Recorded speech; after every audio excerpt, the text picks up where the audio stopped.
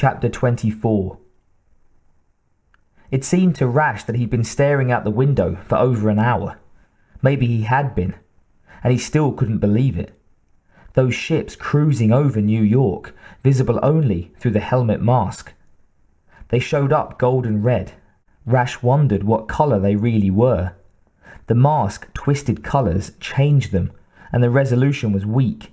Shapes became soft-edged and indistinct. Details vanished, or appeared, set in sharp relief by the shifted colours. For a long time, Rash couldn't really accept what he was seeing. He knew it had to be true. Nothing else made sense. But this stuff happened on My Favourite Martian, not in the real world. Not on My Favourite Martian either, he corrected himself. They never had the budget. Maybe Star Trek or one of those other sci-fi shows. He never watched them. Or the blockbuster movies with Schwarzenegger. It all fit together though. Schaefer had said the killer wasn't human, and Schaefer had been right. The killer had been a goddamn Martian. And the feds must have known all along. That explained everything. They knew that those things were out there. Rash didn't know how, but they knew.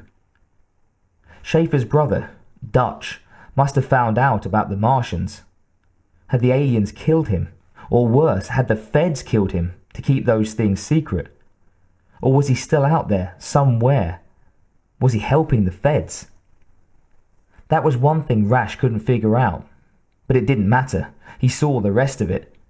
Those ships out there had brought some kind of super hunter to Earth, something that hunted human beings just for fun.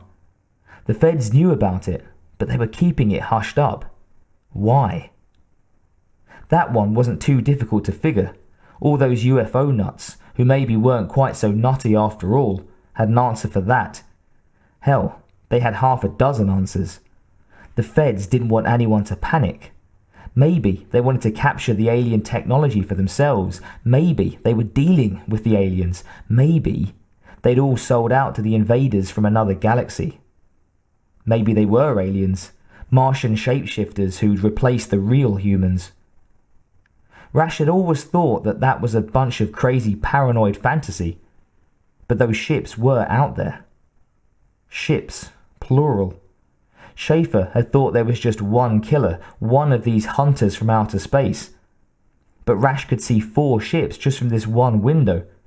And they looked big. Not like anything that would just carry a single passenger. Jesus, Rash thought. If one of them took out Dutch's squad, if one of them had slaughtered the gangbangers at Beekman and Water. He put the mask down, and the ships vanished. Picked it up and looked through it, and they were back. At last he put it down and went for a cup of the sludge that served as coffee.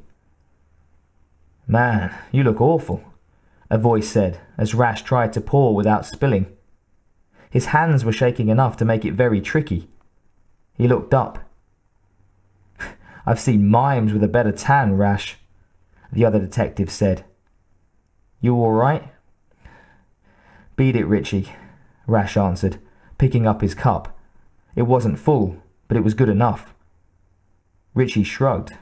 "Just trying to help," he said. "Well, you can't," Rash answered, shuffling back towards his office, walking as if he were afraid the floor might tip and throw him off at any moment, holding the coffee as if it might explode at any second. And how did he know it wouldn't? The whole world had gone mad on him. He picked up the mask.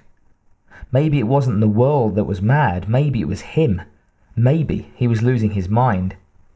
He needed to talk to someone. Shari was still in Elmira, and besides, how could he talk to her about this? She already worried about him so much. She'd think he finally cracked. Something like this on top of his behaviour at Niagara Falls.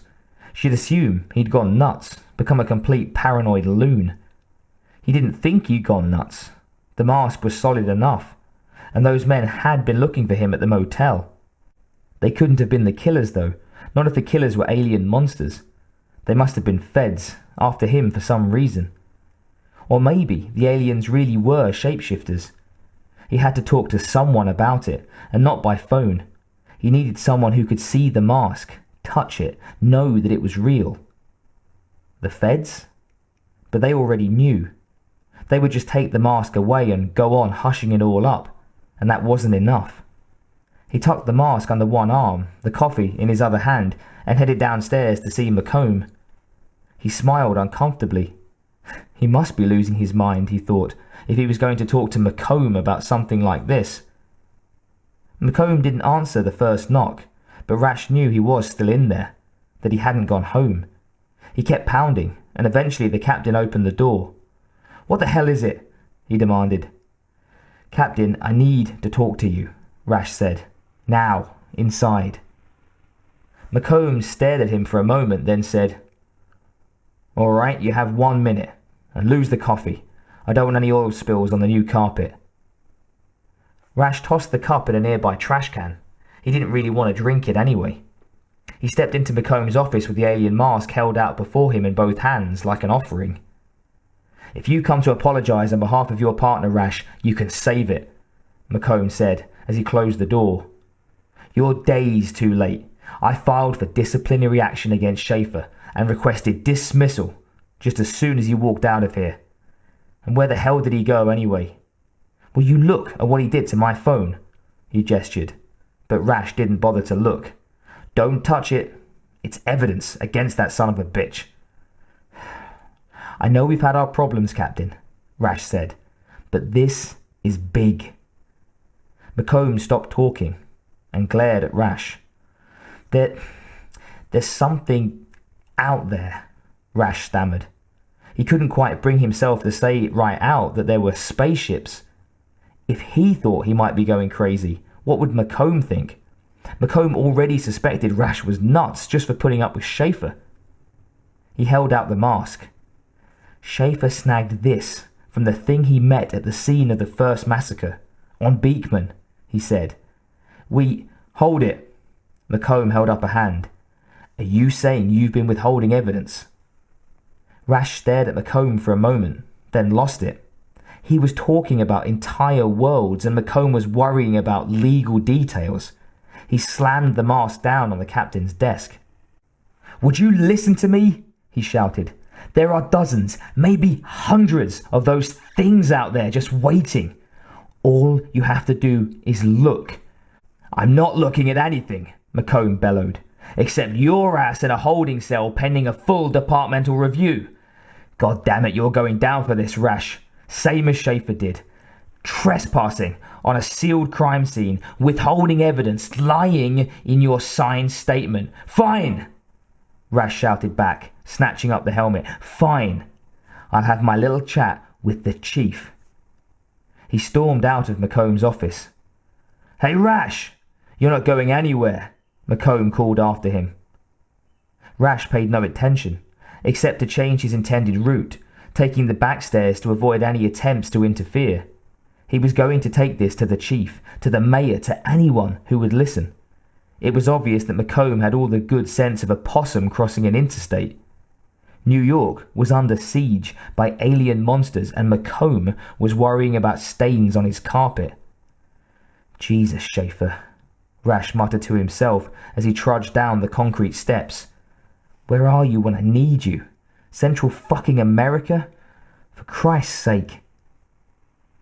His only chance of getting anything done without Schaefer there to make things happen was taking his case to McComb's superiors.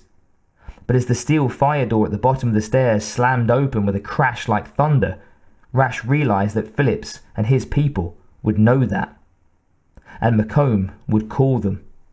He still had the phone Schaefer had broken on his desk, but he had a replacement too. The three men in suits and sunglasses who had burst in at the foot of the stairs had the jump on him. Rash didn't reach for his pistol. "Federal agents," the one with the 9mm automatic announced. "That's far enough, Detective Rash." He flipped open his credentials in his left hand, but Rash was too far away to read the badge. One of the others lifted a walkie-talkie and told it, "It's okay, we've got him." The third man had a pistol and an outstretched empty hand. The first waved at him and said, "Hand my friend the helmet, Rash." Rash grimaced and hauled back to fling the helmet. 3 pistols pointed at his gut. "Easy, easy," the first Fed told him. Just hand it over easy. You won't be needing it." Reluctantly, Rash lowered his hand and handed the mask over. "Good," the Fed said. "Come on then. You're coming with us." "Where?" Rash asked. "Can I call my wife first, or at least tell someone upstairs?" The agent shook his head. Rash. No calls. No one sees you leave. Car's waiting." Rash frowned. That's not standard procedure, that's more like kidnapping. He also realized that if McComb had phoned the instant the door closed behind him, these bozos couldn't have gotten here and set up so fast. They must have been waiting for him all along. "Never mind what you call it," the Fed said. "Just come on." One of the others took Rash by the arm and gave him a shove in the right direction. Rash came, but as soon as they left the building, he protested. "You have to be shitting me. You can't kidnap a police officer from the middle of Police Plaza." "The hell we can't," one of the Feds muttered. "You're not regular Feds," Rash said. "Even those pricks from the FBI wouldn't pull this. Who the hell are you?" "You don't need to know," the spokesman told him, as he shoved Rash roughly into the back seat of an unmarked black sedan.